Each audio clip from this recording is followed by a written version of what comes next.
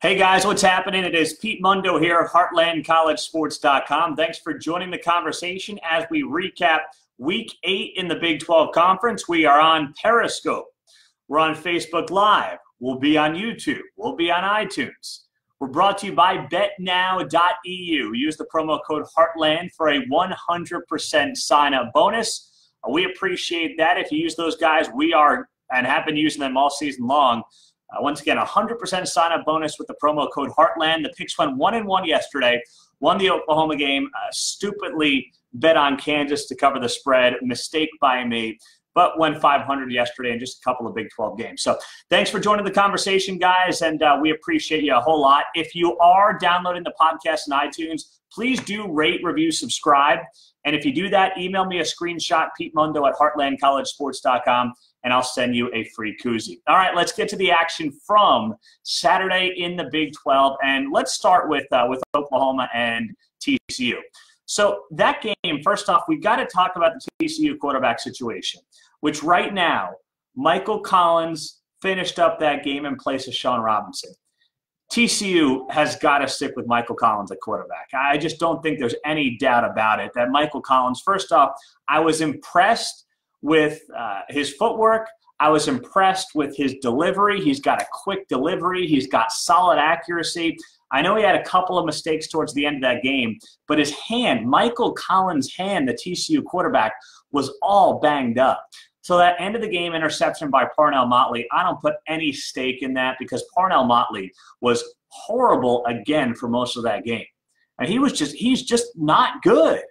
Parnell Motley is not a good cornerback for Oklahoma. They keep giving him run. I don't know why. And that interception at the end of the game, I'm not giving him any credit for because at that point in the game, Michael Collins' hand was banged up. The game was over, and there was a miscommunication there. So, OU looked good. But let's start with that TCU quarterback situation because I was surprised before the season when Gary Patterson brought Sean Robinson the Big 12 Media Days. He was technically in a quarterback battle. I didn't quite understand why he did bring a quarterback to Big 12 Media Days that did not have really, he had one start under his belt against Texas Tech last season. And Sean Robinson has not been good lately. And I'm glad that Collins is getting his chance, and I'm glad that he's the guy that got the ball. He looked good.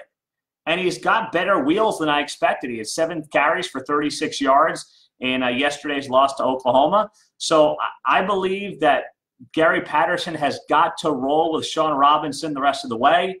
See what he's got at least next week, and then make your decision after that. But I don't see any way TCU can go away from Michael Collins right now. And the Horned Frogs have Kansas next week, a good chance for Collins to build some confidence and see what this guy's got. Because I like Sean Robinson. I wanted him to do well, but he has not been cutting it since the Ohio State game. I think he's got 5 touchdowns and 7 interceptions.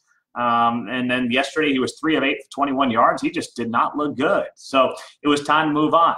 Now for Oklahoma, Kennedy Brooks, my goodness, 18 carries, 168 yards with a touchdown.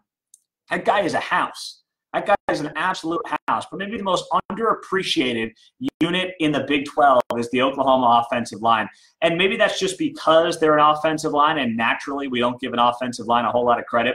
As good as these OU running backs are, whether it's Brooks or Sermon or Murray running out of the quarterback spot, this offensive line gets so much push up front.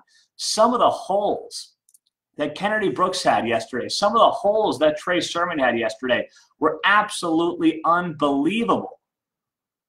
So that OU offensive line, I'm convinced if you were running behind that line, if I was running behind that line, we could pick up 5 yards a carry. I mean, that's how good that line is for the Oklahoma Sooners. And they were just opening up gaps left and right. Now, the OU defense was better. I still, like I mentioned, not a fan of Parnell Motley. Just not a fan of him. I still think he's getting too much running quarterback. But, yeah, the OU, absolutely, OU looked better. Jimmy writes, the defense only gave up 275 yards and 20 points. Looked like they brought more pressure than they have been. Hopes for the D. Yes, they did bring more pressure. That's key. It wasn't just Mike Stoops who just seemed to sit back with, 7, 8 guys in coverage and hope it works out. No, he didn't do that. And you like what you saw from Ruffin McNeil mixing some things up. And maybe most importantly, halftime adjustments. TCU scored 3 points in the second half. That's it. That's all they got in that game. So you have to look at this OU defense and say, okay, things are starting to improve. They're starting to look better. I like where this is going. And OU still has a great chance at the college football playoff, especially now with Ohio State losing that game to Purdue. It opens up the Big Ten. Now, Ohio State can still make it. They got blown out last year by 30 points by Iowa. And what made it, right? Or no, they just missed out. But still, Ohio State's going to be in the mix. But now you have OU and Texas, still the best chance for the Big 12 to make the college football playoff. And think about it 2 years ago. Or was it 3 years ago now? Yeah, I guess it was 3 years ago, 2015. OU loses the game to Texas, wins the rest of its games, and they make the college football playoff and lose to Clemson. So they can absolutely still make a run at the college football playoff. This offense is just unbelievable. And I'll tell you what, too. I'll tell you what's interesting about this when it comes to OU or TCU. Let's talk about quickly the TCU defense. TCU had 52 points scored on it. And I feel like the TCU defense played pretty well. That's how good this Oklahoma offense is. You allow 52 points, and you're like, you know what? That was a pretty solid defensive performance. On Periscope, writing, since coming into the Big 12 in 2010, TCU has only had but by 50 bombs. What does that mean? Come on, buddy. I need a little more coherence out of you there. I need a little more English. Little more English out of you there. Since coming into the Big 12 in 2010, TCU has only had but by a 50. What does that mean? I have no idea what that means. But try it again. I join the conversation. We're on Periscope. We're on Facebook Live. We'll put it on iTunes. We're on YouTube. We're brought to you by BetNow.eu. Promo code Heartland for a 100% sign-up bonus. So it's all well and good right now for OU. TCU is now sitting at 3-4. And let's be honest, the Horned Frogs are in a situation where, if you look at the schedule, Kansas, then Kansas State, West Virginia, Baylor, Oklahoma State, they got to win 3 of those 5 games to make a bowl game. And yes, they'll beat Kansas. They'll be 4-4. Then you got to go 2-2 down the stretch to make a bowl game. At Morgantown's not easy. Kansas State's improving. Baylor's getting better. Oklahoma State, who knows what they are at the end of the season. That's not going to be easy. TCU is going to make a bowl game by the skin of its teeth. Adam writes, K-State upsets OU next week. Adam, I love the confidence, brother. I really do. But I don't know where in God's name you're getting that kind of a prediction, big guy. I really don't. You got to give me something to think that's going to happen. It was last year, right, that OU and K-State went down to the wire.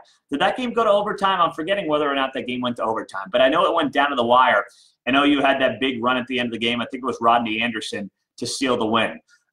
This Kansas State team, I'm sorry, it's just not very good. I know it's getting better by the week, but that doesn't mean much based on how bad this team was in September. Let's dive into the other game, Kansas and Texas Tech. Alan Bowman comes back, and I like what Cliff Kingsbury did with him, because after this, Texas Tech has a very tough 3-game stretch. They have to they got Iowa State this week on the road, then it's Texas and OU, or no, it's OU and Texas in that order. And to get Bowman back for this game against Kansas, which you could have won with Jet Duffy, but to get him back and get him comfortable and get him going again was huge, absolutely huge for this Texas Tech team this season. And I like that early on they were using just the running game, pound away with Henry and King and whatnot. I thought that was productive and that was smart. And the passes were mostly short slants in the flat.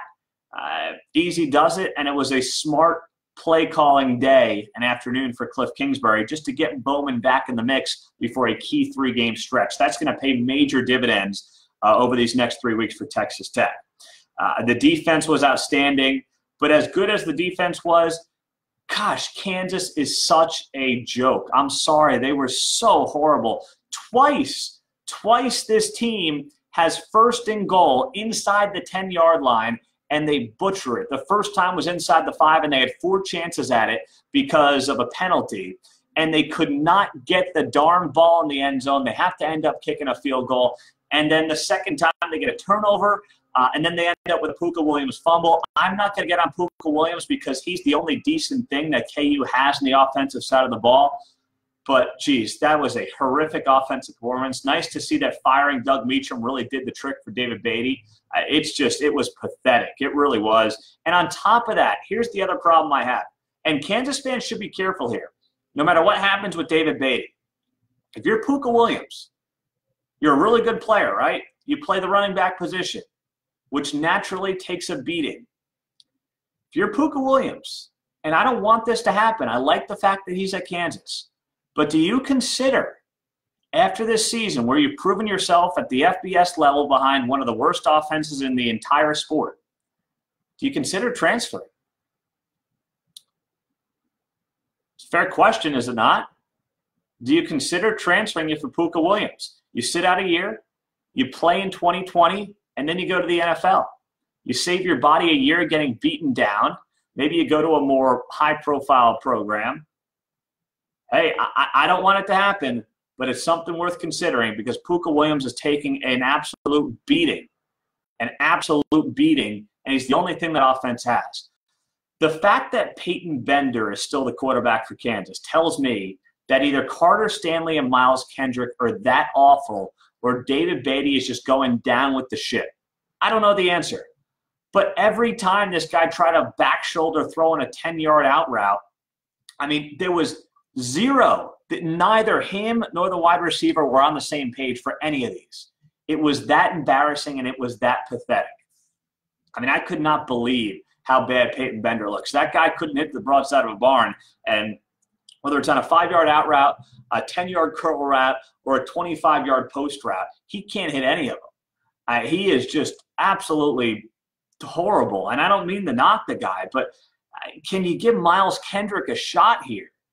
Behind that offensive line, somebody has got to be able to give you some dual threat ability, and he just cannot do it. I want to see David Beatty do well. I want to see this program improve. And the defense played well yesterday. Let's be honest. In the first half, there's a point where Kansas could have been up 14-10. If they got those 2 touchdowns when they had first and goals inside the 10-yard line, they could have absolutely been up 14-10 in that game. But they were unable to do it. I don't know what the future holds for Clinton Bowen as defensive coordinator for the Jayhawks, but I'll tell you what, he has done as much as you could have asked of the guy. It also makes you wonder, when he was the interim head coach after, Turner Gill got canned, did he deserve a chance at the job? I mean, lifelong Jayhawk. He's been through a lot there. He's seen it all there. It couldn't have been any worse than it was with David Beatty. But Clint Bowen has actually done a pretty good job with that defense. It doesn't show in the final score. You see, 48-16. KU did nothing on defense. Now, the defense actually played pretty well. And if Clint Bowen does get blown out with everybody else when Beatty's eventually can, I'm going to feel bad for the guy because he has done a lot with a little. He really has. And it's disappointing. It's frustrating to watch. But, I don't see how this Kansas staff holds on. Beatty's got a ton of seniors there. And, they're still getting blown out in most of these games. Now, maybe it's not as bad as last season. And it wasn't. If you actually watched the game, especially the first half yesterday, Kansas was in that game and should have been a lot closer in that game than they were, but couldn't do it. So join us on Periscope. Comment any questions there. Also on Facebook Live, of course. Tim writes, how about Trey Brown playing well after losing his mom during the week? Yeah, Trey Brown was good. I wish he would just become the starter over Parnell Motley, who once again yesterday had some really bad moments. Some absolutely horrible moments for OU. I know he had the interception at the end. That doesn't matter to me. Michael Collins' hand was pretty banged up there for TCU, so I don't put a whole lot of stock into what happened at the end of that game. But the new rankings came out today. Texas Tech is on the outside looking in. They're at 26. They received the most votes of any team to not be ranked, so they're right there. You got to feel good if you're Cliff Kingsbury. But here's the thing. 3 games coming up. Iowa State, Oklahoma, Texas. If you're Texas Tech, you sign up for 1 and 2 over that stretch today, right? I mean, you're 6 and 4 after those 3 games. Tell me a Tech fan who would not sign up for 1 and 2 over the next 3 weeks. I think all of them would. And then you have actually a chance to get to 8 wins. I mean, that would be absolutely enormous if you think of that. This Texas Tech team getting 8 wins. Cliff Kingsbury, he'll keep his job beyond 2019. He'd get a damn extension Maybe he gets to 8 wins. And you'll have something to build on with Alan Bowman. But I'd be curious to see what happens if Tech does that sooner than later. Because with this early signing period, all these teams are getting guys in mid-December now, mid to late December. And it's tough to recruit for that early signing period if you don't know if you're going to be the head coach. It's why Tech has struggled so much with the class of 2020. So I'm curious to see how that changes here moving forward. I'll be very curious to see what happens with Kingsbury over these next 3-4 weeks. But it's a huge 3-game stretch coming up for Tech.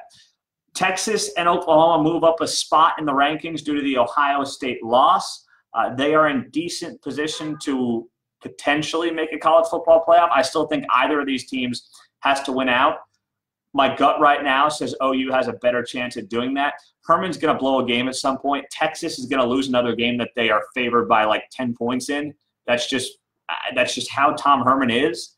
I like this Texas team, but until I see Herman go out there as a favorite and not have one of those games where you just scratch your head, I don't see how Texas is going to win the rest of its games. There's no way a 2-loss Big 12 team makes the college football playoff. No chance. So either OU or Texas, or you can say West Virginia, has to win every game the rest of the way and be the Big 12 champion. That's the only way it happens at this point. It's the only way I see it. So only 2 games on the schedule yesterday for the Big 12. Tech rolls over Kansas. OU takes care of TCU. And this week the schedule starts on a Thursday. We've got Baylor at West Virginia on Thursday night. Intriguing matchup. West Virginia, of course, trying to get a little bit of a bounce back here. They've had some time off to think about the Iowa State loss. Baylor's playing better every week. And then you have a Saturday slate. Texas Tech at Iowa State. Still debating whether or not to go to Ames. If that was a 2:30 game, I would have made the trip to Ames. I really would have done it. I'm down in Kansas City about 3 hours or so. Would have done a Heartland College Sports tailgate. But these 11 a.m. kicks on a 3-hour drive are difficult. They are. TCU at Kansas at 2 o'clock. This is all Central Time. 2:30 OU against K-State. And then the night game, you got Oklahoma State hosting Texas. So any final comments, throw them in there. Whether we're on Periscope or on Facebook Live, join the conversation. Does OSU have a chance against Texas next week in Stilley? This is the kind of season, I'm telling you. Texas is going to get picked off in a game nobody expects. In Stillwater, at night, Oklahoma State's had a chance to take some time off. Same with Texas, though. But what is Sam Ehlinger? Is he totally healthy?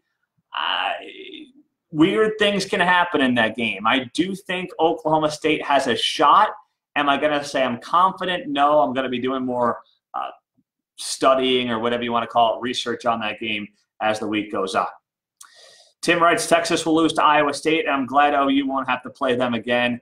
You could meet the Big 12 championship game. We'll see.